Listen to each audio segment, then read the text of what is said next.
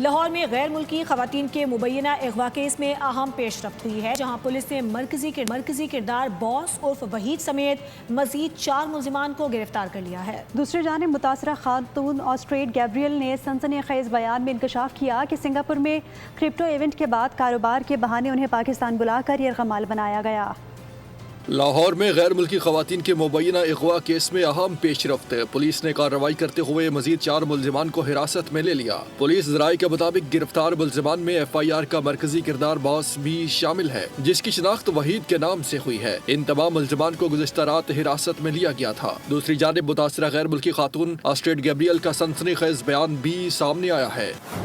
خاتون کے مطابق ملزمان سے سنگاپور میں کرپٹو کرنسی کے ایک ایونٹ کے دوران ملاقات ہوئی تھی، جس کے بعد انہوں نے مل کر کاروبار شروع کیا۔